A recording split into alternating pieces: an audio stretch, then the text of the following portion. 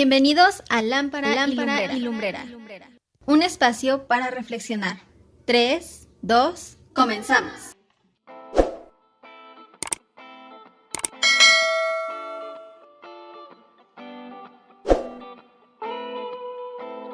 Acompáñenme al libro de Amós. Hoy vamos a ver al Señor Jesucristo en el libro del profeta Amós.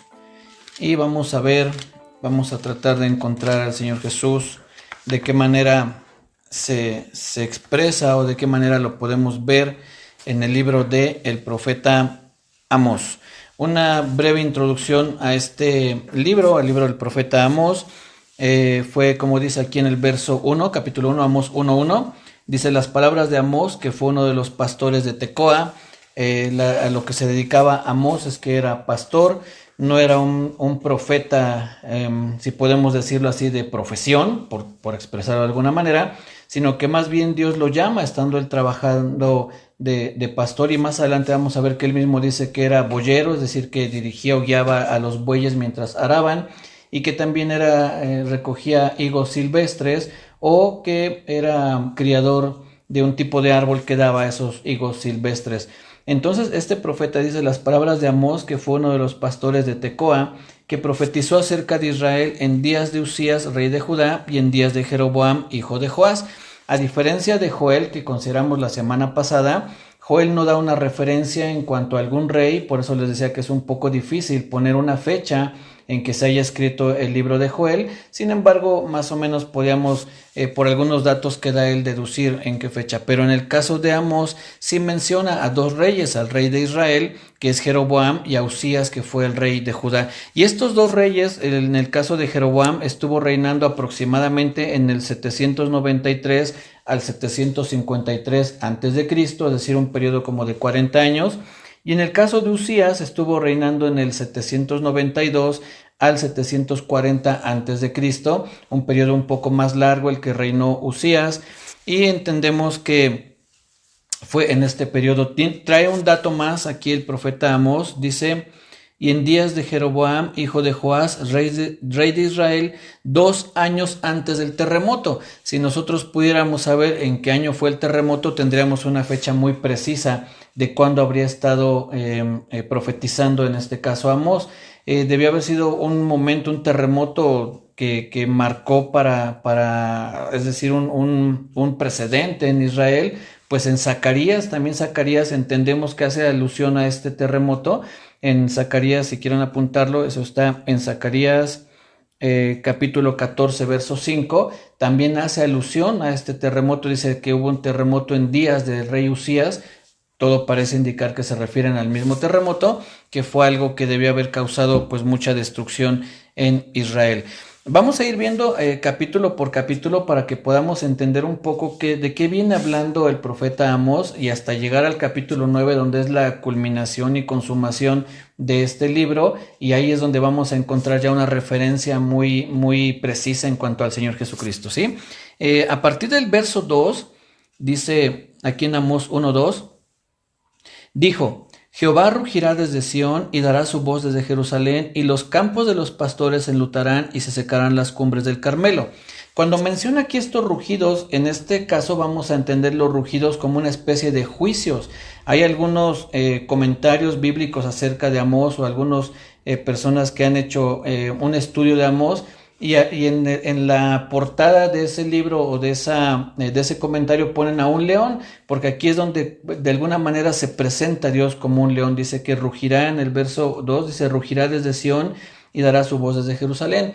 Y a partir de ahí hay quien ha mencionado como los 8 rugidos de Dios. No es que la Biblia lo diga, ni que sea algo que podamos asegurar, sino es una manera en la que se ha interpretado o se le ha puesto un título a estos 8 juicios que envía Dios sobre naciones y sobre lugares, en el caso de Judá y de Jerusalén, y son juicios que va enviando Dios por causa del pecado de esas naciones. El primero de esos juicios lo encontramos en el verso 3, dice: así ha dicho Jehová, por 3 pecados de Damasco, y por el 4º no revocaré su castigo.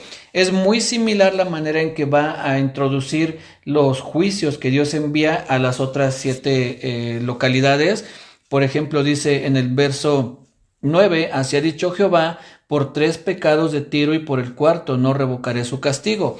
Vemos que es muy similar la forma en que también introdujo el castigo a Edom y a los otros lugares, ¿no? Algo también de resaltar es lo que dice en el verso, por ejemplo, en el verso 4, prenderé fuego en la casa de Hazael. Verso 7, prenderé fuego en el muro de Gaza. En el verso 10, prenderé fuego en el muro de Tiro. Comúnmente cuando se habla de Dios y de fuego al mismo tiempo, se está refiriendo a juicios, a momentos en los que se purifica o se limpia un lugar, pero limpiarlo entendiendo de que se quita aquello que estorba y solamente queda lo que Dios va a utilizar, ¿no? Entonces, esta imagen tanto de los rugidos, como menciona un poco antes, y del fuego, nos va a hablar de juicios que envía Dios, y el fuego como un castigo general a todos. En muchos, hay otros que les dice, menciona otro tipo de castigos, pero lo común a todos, a los 8 lugares que se menciona el castigo de Dios, viene esa parte del fuego que Él envía como un castigo. Entonces, ¿qué es lo que estaba sucediendo? Que en estos lugares que menciona como Edom, como Tiro, como Damasco, Judá, Israel, y en algunos otros lugares, lo que predominaba era el pecado, y por causa de ese pecado Dios envía esos juicios a esos lugares. Todo esto lo encontramos desde el capítulo 1, verso 3, y hasta el capítulo 2, verso 8, es donde concluyen estos rugidos. Dice, el verso 6, perdón, dice, o es una forma, ¿no?, que se le ha dicho, no es que literal sean rugidos, vuelvo a decirlo para que no haya confusión. Capítulo 2, verso 6, así ha dicho Jehová, por 3 pecados de Israel y por el cuarto no revocaré su castigo. Y a partir de este verso y hasta el final del libro se enfoca únicamente sobre Israel. Por eso es que el profeta Amós comienza diciendo las palabras de Amós, que fue uno de los pastores de Tecoa, que profetizó acerca de Israel, aunque encontramos al principio profecías acerca de otros lugares, pero la mayor parte del libro está enfocado en Israel. A partir del capítulo 2, verso 6, comienza a hablar de Israel, en ese juicio que Dios iba a enviar sobre ellos. También menciona juicio sobre Judá, pero aquí es mayormente sobre Israel quien envía los juicios, ¿sí? Y dice a partir entonces del capítulo 2, verso 6 y hasta el verso 16, es donde menciona ese juicio muy claro sobre Israel. Vamos a leer a partir del verso 6 un poquito para que veamos qué tan grave es ese castigo que Dios va a enviar. Dice, así ha dicho Jehová, por 3 pecados de Israel y por el cuarto no revocaré su castigo, porque vendieron por dinero al justo y al pobre por un par de zapatos, pisotean en el polvo de la tierra las cabezas de los desvalidos y tuercen el camino de los humildes, y el hijo y su padre se llegan a la misma joven, profanando mi santo nombre.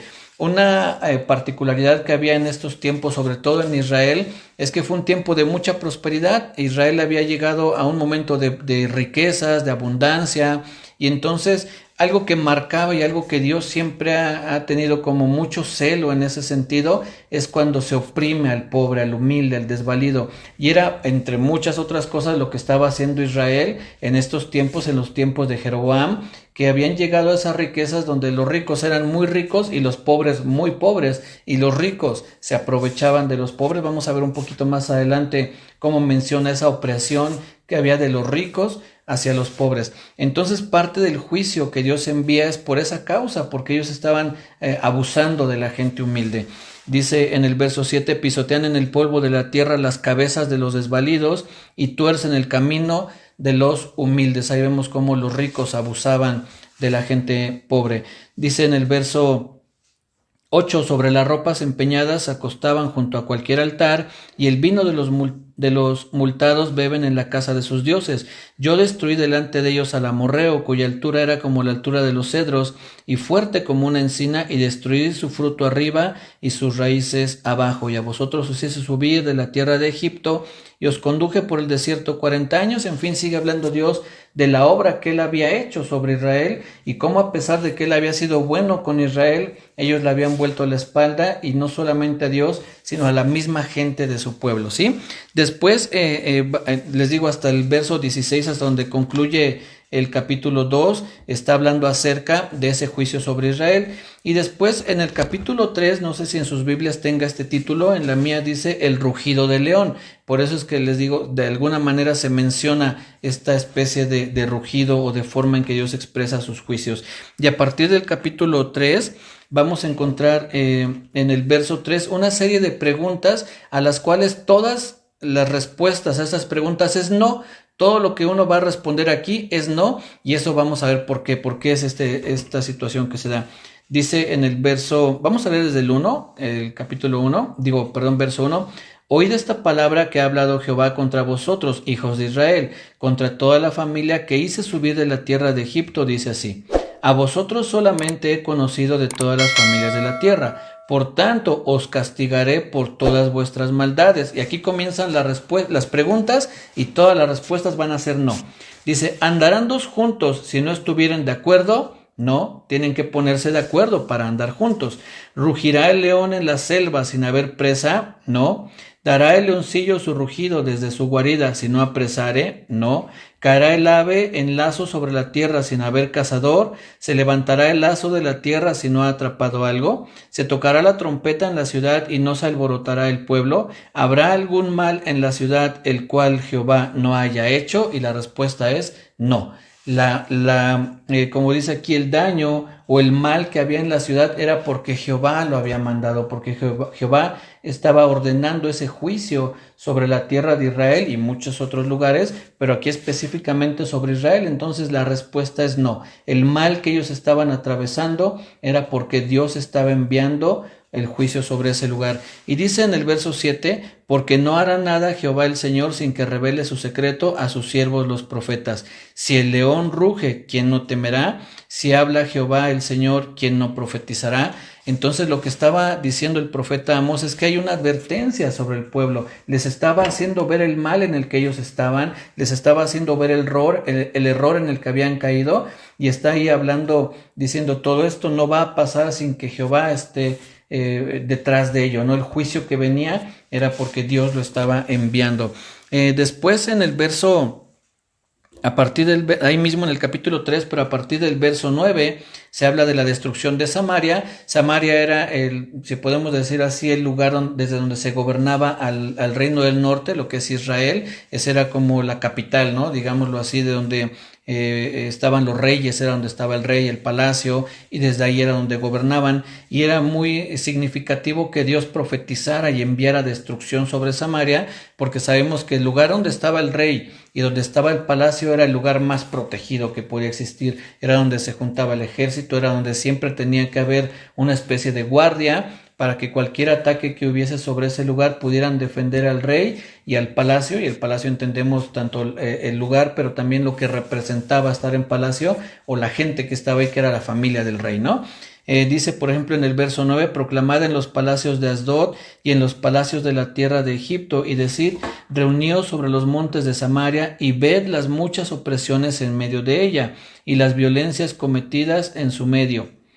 No saben hacer lo recto, dice Jehová, atesorando rapiña y despojo en sus palacios.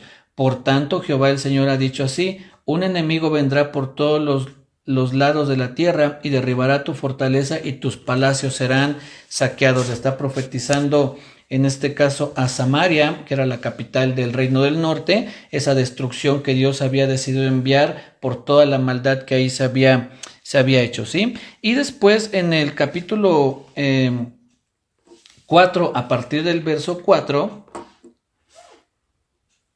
hay una situación que se da con Israel, que aunque Dios había de alguna manera mandado señales o castigos sobre Israel, Israel no había entendido, no se había arrepentido. Es lo que comienza a decir a partir del capítulo 4, verso 4.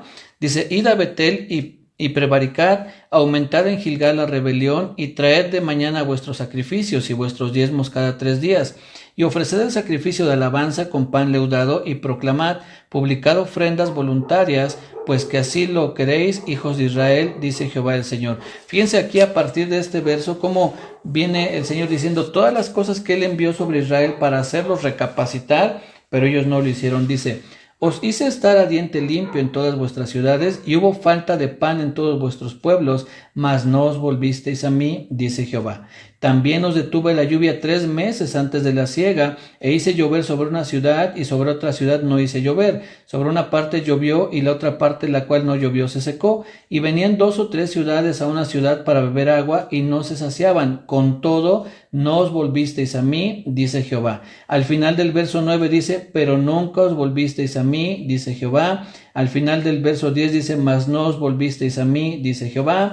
Al final del verso 11, mas no os volvisteis a mí, dice Jehová. En fin, vemos cómo Dios envió muchas como señales, como castigos o disciplinas sobre el pueblo de Israel, mas ellos no se volvían al Señor. Fue un pueblo que no se arrepentía, a pesar de ver todo lo que estaba sucediendo. Se lo podían atribuir a muchas otras cosas, mas no a que fuese una llamada de atención por parte de Dios hacia el pueblo de Israel. Y entonces en el capítulo 5 comienza diciendo de esta manera: oíd esta palabra que yo levanto para lamentación sobre vosotros, casa de Israel. Esta palabra que menciona aquí para lamentación es una especie de canto que se hacía en un funeral. Era la manera en que ellos expresaban los cantos fúnebres, ¿no? Cuando alguien moría, dedicaban ciertos cantos, hacían ciertos cantos en ese lugar.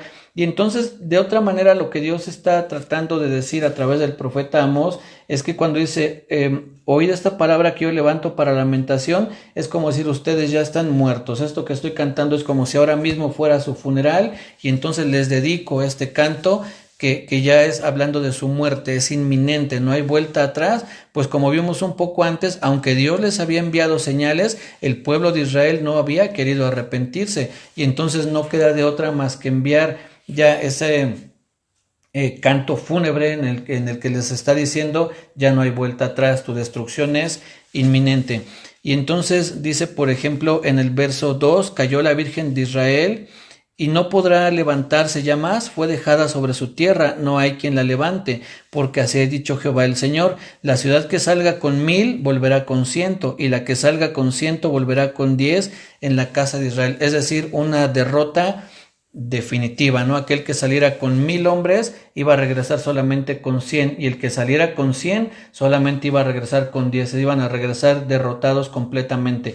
Pero aún en medio de este lamento, de este canto fúnebre, vean lo que dice el verso 4, pero así dice Jehová a la casa de Israel, buscadme y viviréis. Este es un llamado al arrepentimiento. Lo que Dios está haciendo aquí a través de este pasaje o de esta expresión, buscadme y viviréis, es que los llama al arrepentimiento. Un ejemplo o un pasaje que podemos encontrar paralelo a esto que estamos viendo aquí, a ese llamado al arrepentimiento, es lo que podemos encontrar también en Deuteronomio 4. Vamos rápidamente a Deuteronomio 4 y les voy a leer lo que dice a partir del verso 27 al 29. Deuteronomio 4, 27 al 29 dice lo siguiente: y Jehová os esparcirá entre los pueblos, y quedaréis pocos en número entre las naciones a las cuales os llevará Jehová.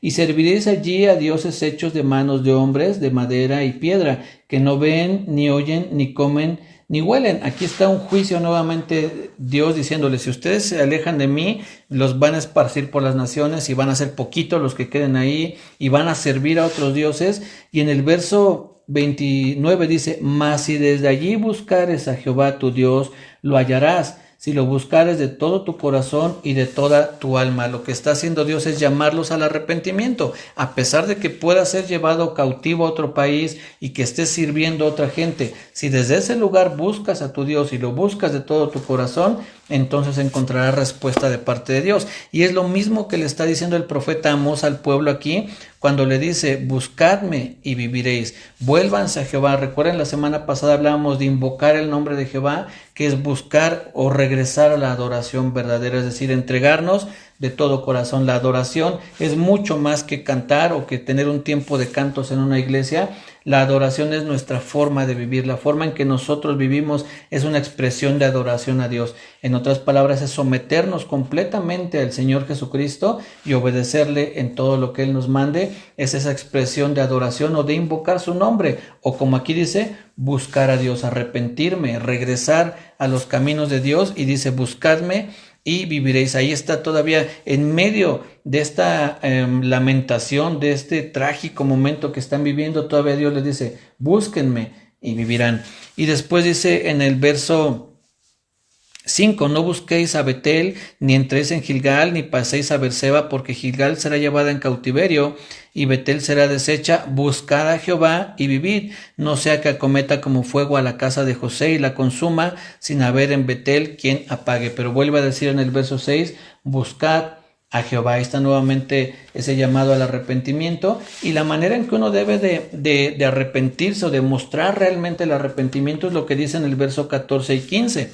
Buscad lo bueno y no lo malo, para que viváis, porque así Jehová Dios de los ejércitos estará con vosotros como decís. Aborreced el mal y amad el bien, y estableced la justicia en juicio. Eso es realmente una expresión del arrepentimiento, buscar lo bueno, no lo malo. Dice, porque así Jehová Dios de los ejércitos estará con vosotros. Aborreced el mal y amad el bien. Esto de aborrecer el mal y amar el bien es lo que nosotros debemos hacer, alejarnos de lo malo y comenzar a hacer lo bueno, ¿no? Ese es lo que podemos entender como el principio de la santidad en nuestras vidas. ¿Qué es andar en santidad? Aborrecer lo malo y hacer lo bueno. No podemos solamente aborrecer lo malo y no hacer lo bueno, o no podemos solamente hacer lo bueno pero también tener todavía cosas malas en nuestra vida. Es un complemento, dejar lo malo y comenzar a hacer lo bueno. Entonces dice, buscad lo bueno y no lo malo, para que viváis. Ahí está donde encontramos esa vida, no solamente la vida terrenal, sino la vida eterna a la que Dios nos ha llamado, ¿sí?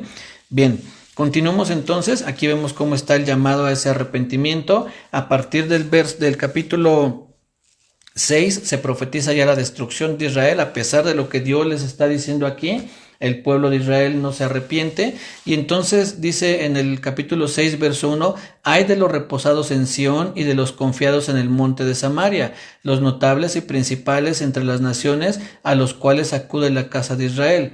Ahí está, ese ay es una expresión de lamento, ¿no? Como diciendo, ay de aquellos, pobrecitos de aquellos que estén ahí, porque viene destrucción o viene juicio. Y después en el verso 3 dice, oh vosotros que dilatáis el día malo y acercáis la silla de iniquidad, duermen en camas de marfil y reposan sobre sus lechos, y comen los corderos del rebaño y los novillos de en medio del engordadero, gorjean al son de la flauta e inventan instrumentos musicales como David, beben vino en tazones y se ungen con los ungüentos más preciosos, y no se afligen por el quebrantamiento de José. Nos habla nuevamente de esa opulencia en la que vivían, pero que no había un quebrantamiento o no había una misericordia para los que la necesitaban.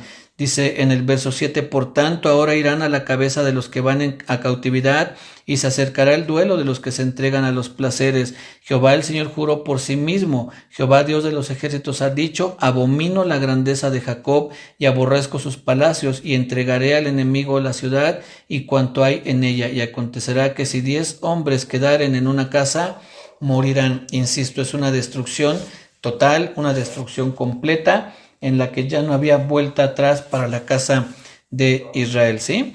Y entonces dice, estamos en el capítulo 6, y de los versos 7 al 9 encontramos muy claramente ese castigo y los ayes sobre la casa de Israel. Después en el capítulo 7 vamos a ver tres visiones que Dios le muestra al profeta Amós en este caso, y vamos a ver lo que sucede. Es algo un poco curioso lo que pasa aquí. Más o menos el ejemplo que les puedo poner es que Dios le dice al profeta Amós, mira, voy a castigarlos, por poner un ejemplo solamente, con escorpiones. Y el profeta Amós le dice, Señor, pero bueno, ¿cómo escorpiones? Y Dios le dice, bueno, está bien, con escorpiones no, los voy a castigar con culebras. Y el profeta le dice, Señor, pero culebras, dice, bueno, está bien, con culebras no. Y entonces manda una tercera visión y dice, ¿qué ves, Amós? Y entonces Amós le dice lo que está viendo, y entonces Dios da esa tercera visión acerca del castigo que viene sobre Israel. Miren, dice así, capítulo 7, verso 1. Dice, así me ha mostrado Jehová el Señor. He aquí, él criaba langostas cuando comenzaba a crecer el heno tardío. Y he aquí era el heno tardío después de las siegas del rey. Y aconteció que cuando acabó de comer la hierba de la tierra, yo dije, Señor Jehová, perdona ahora. ¿Quién levantará a Jacob porque es pequeño? Estas langostas que estaba criando aquí el Señor era como ese castigo que él iba a enviar, algo similar a lo que vimos en Joel cuando dice lo que quedó de la langosta lo comió el revoltón y lo que quedó del revoltón lo comió la oruga. Es decir, venían ola tras ola de castigo. Es algo similar lo que está aquí mostrando Dios al profeta Amós, y el profeta le dice, perdón, ahora, ¿quién levantará a Jacob porque es pequeño? Es decir, si tú envías esa destrucción, ¿quién podrá levantarlo? Y entonces el verso 3 dice, se arrepintió Jehová de esto, no será, dijo Jehová, es decir, bueno, está bien, no será con langostas. Después dice en el verso 4, Jehová el Señor me mostró así, he aquí Jehová el Señor llamaba para juzgar con fuego y consumió un gran abismo y consumió una parte de la tierra y dije, Señor Jehová, cesa ahora. ¿Quién levantará a Jacob porque es pequeño? ¿Se arrepintió Jehová de esto? No será esto tampoco, dijo Jehová el Señor. Ahí está nuevamente, no mostrando, bueno, está bien, no con langostas, pero voy a enviar un fuego, voy a juzgarlos con fuego de tal manera que consuma, dice, un gran abismo y consuma una parte de la tierra. Y el profeta le dice, Señor, cesa, le dice ahora, ¿quién va a levantar a Jacob después de esto? Y entonces Dios dice, está bien, tampoco será esto, se arrepiente de ese castigo, pero viene entonces el verso 7 y dice, me enseñó así, he aquí el Señor estaba sobre un muro hecho a plomo y en su mano una plomada de albañil. Jehová entonces me dijo, ¿qué ves, Amós?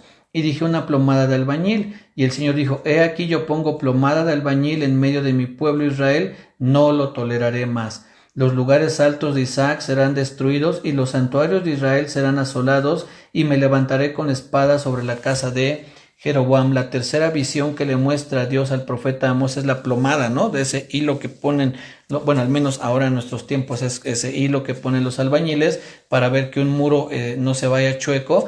Y entonces le dice, ¿qué ves? Y dice, ve una plomada de albañil. Dice, bueno, pondré esa plomada, veré que mi pueblo esté recto. Y lo que no esté recto, lo que no esté bien edificado, entonces será destruido, es lo que le dice Dios. Ya no hay, le dice al final en el verso 9, los lugares altos de Isaac serán destruidos y los santuarios de Israel serán asolados y me levantaré con espada sobre la casa de Jeroboam. Cuando el profeta Amós da esta profecía, dice que que Dios se levantará contra la casa de Jeroboam. Entonces Amasías va y acusa a Amós con Jeroboam. Vean lo que dice el verso 10.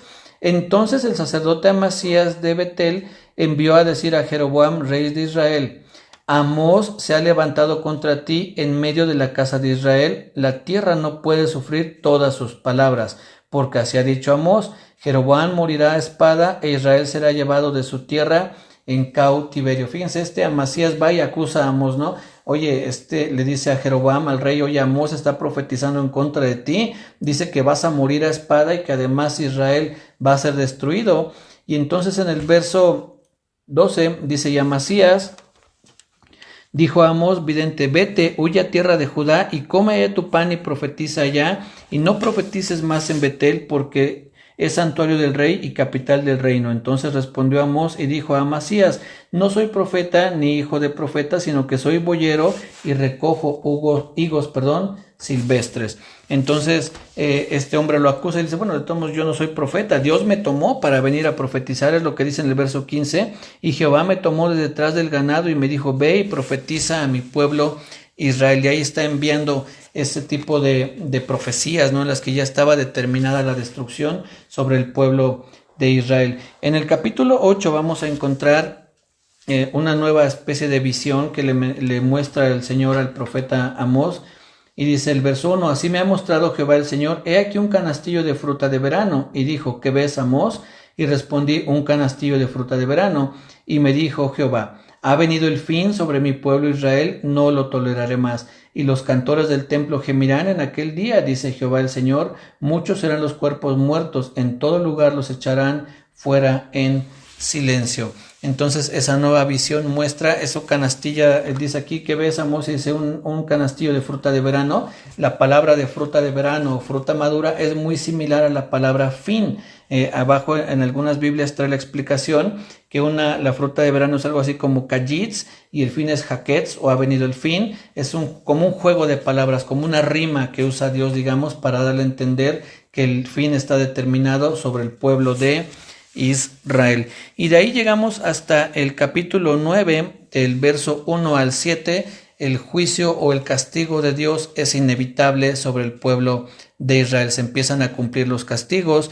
Dice el verso 1 del capítulo 9, vi al Señor que estaba sobre el altar. Otra traducción dice, vi al Señor puesto de pie, y esa traducción a mí me muestra un poco más impresionante que Dios esté de pie dando una profecía o dando una palabra. Dice, vi al Señor que estaba sobre el altar y dijo, derriba el capitel y estremezcanse las puertas y hazlos pedazos sobre la cabeza de todos, y al postrero de ellos mataré a espada, no habrá de ellos quien huya ni quien escapen. Y fíjense lo que dice aquí,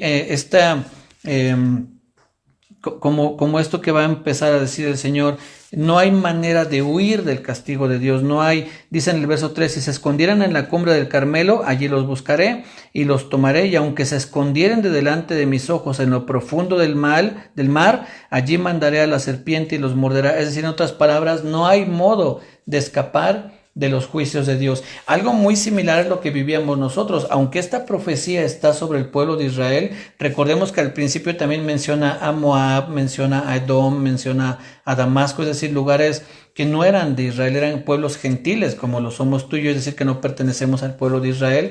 Y entonces para ti, para mí, el castigo también era inevitable, no había modo de evitar el castigo de Dios, pues estábamos lejos de él, sus juicios iban a caer sobre nosotros por nuestro pecado. No es que todo lo que estamos leyendo podamos decir, oh sí, qué tremendos eran los de Israel. Muchos de nosotros también habíamos cometido muchos pecados que claramente ofenden a Dios, y eso nos hacía merecedores del juicio de Dios, un juicio inevitable, una destrucción inevitable, es decir, no había forma de escapar del castigo de Dios. Pero una vez más, en medio de toda esta destrucción, vean lo que dice en el verso 11, capítulo 9, verso 11.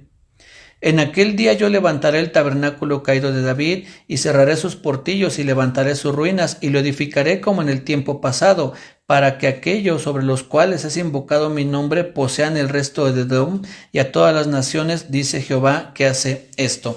Esta futura restauración de Israel, hay quien la traslada poco después de que se profetiza esto, cuando se reconstruye el muro, cuando Ageo reconstruye el templo de Dios. Pero vamos a ver en qué momento es donde se cumple o donde comienza el cumplimiento de esta profecía. Porque si eso hubiese cumplido cuando Ageo, que reconstruye el templo, cuando se reconstruye el muro de Jerusalén, entonces ahí se hubiera mencionado el cumplimiento de esta profecía. Pero vamos al libro de los Hechos, por favor, para ver dónde es el cumplimiento de esta profecía y a quién se le atribuye el cumplimiento de esta profecía. Hechos capítulo 15, por favor. Vamos a ver qué es lo que sucede. El contexto a esto que vamos a leer es que había una discusión entre judíos para que los que estaban conociendo del Señor Jesucristo, que eran gentiles, es decir, que no pertenecían al pueblo judío, también tenían que cumplir las leyes judías, es decir, la circuncisión y otras cosas, ¿no? Hay un concilio en el que deciden que no tienen los gentiles que cumplir con ese tipo de leyes de los judíos. Hechos capítulo 15, vamos a leer a partir del verso 10. Dice, ahora pues, ¿por qué tentáis a Dios poniendo sobre la cerviz de los discípulos un yugo que ni nuestros padres ni nosotros hemos podido llevar? Antes creemos que por la gracia del Señor Jesús seremos salvos de igual modo que ellos. Entonces toda la multitud cayó y oyeron a Bernabé y a Pablo que contaban cuán grandes señales y maravillas había hecho Dios por medio de ellos entre los gentiles. Y cuando ellos callaron, Jacobo respondió diciendo, varones hermanos, oídme. Simón ha contado cómo Dios visitó por primera vez a los gentiles para tomar de ellos pueblo para su nombre. Y con esto concuerdan las palabras de los profetas como está escrito. Después de esto volveré y reedificaré el tabernáculo de David que está caído y repararé sus ruinas y lo volveré a levantar para que el resto de los hombres busquen al Señor y todos los gentiles sobre los cuales es invocado mi nombre, dice el Señor que hace conocer todo esto desde tiempos antiguos. Fíjense, aquí Jacobo o Santiago, que es el mismo Jacobo, menciona lo que acabamos de leer. Cuando dice que en aquellos días reedificaré el tabernáculo de David que está caído, y entonces él hace mención o hace alusión a que en esos días es cuando se estaba cumpliendo que aún los gentiles iban a conocer de Dios. Dice, esto concuerda con las palabras de los profetas, y menciona a Amós. Entonces el mismo Jacobo está diciendo, ahora es cuando se está cumpliendo esto, no cuando se reconstruyó el templo o no cuando se reconstruyó el muro, sino con la muerte y resurrección del Señor Jesucristo, y que se abrió el mensaje de salvación para todo el mundo. Se cumple que iba a ser restaurado el tabernáculo, no en un lugar como físico, sino hablando de la dinastía de David. El tabernáculo caído de David hace alusión a la dinastía de David, al linaje de David. Y entonces lo que podemos entender es que se refiere a que en el Señor Jesucristo se cumple ese rey que iba a venir para gobernar para siempre. Esta expresión que cuando comenzó el reino, dice que hay quien los teólogos lo mencionan como el reino ya, pero todavía no. ¿A qué se refieren? Que ya comenzó el reinado del Señor Jesús, pero todavía no llega a su culminación. La culminación de ese reino vendrá cuando el Señor Jesús vuelva aquí a la tierra por segunda vez y establezca ya su reino completamente. Todo esto que les compartí es para que veamos cómo viene ese tipo de juicios, castigos, todo lo que Dios había determinado para su pueblo. En medio de todo eso hay un llamado al arrepentimiento, y cuando el arrepentimiento se da, entonces encontramos en el Señor Jesucristo el cumplimiento del perdón, no solamente para el pueblo de Israel, sino también para nosotros. Y Amós profetiza la restauración del tabernáculo o del linaje de David en el Señor Jesucristo, y en el cual se abre la salvación para todos, no solo para los judíos, sino también para nosotros que somos gentiles. Hoy tú y yo, si pudimos también ser librados de ese castigo inevitable que Dios había determinado para el mundo entero, es gracias al sacrificio del Señor Jesucristo, que se cumple la profecía que está escrita aquí cuando dice que restaurarían el tabernáculo caído de David, o el linaje caído de David, y ese linaje lo encontramos en nuestro Señor Jesucristo, y es la manera en que se cumple esa profecía de la cual tú y yo somos beneficiarios. Pues si tú y yo hemos creído en el Señor Jesucristo, los juicios de Dios no nos afectarán. Los juicios de Dios serán para aquellos que no creyeron en el Señor Jesús, que aunque hubo señales y llamados, no se arrepintieron. Así es que así vemos al Señor Jesucristo en el libro del profeta Amós, en la restauración del linaje de David, que trajo salvación a todo el mundo. Cuídense mucho, que Dios les bendiga. Nos saludamos el jueves, primeramente Dios.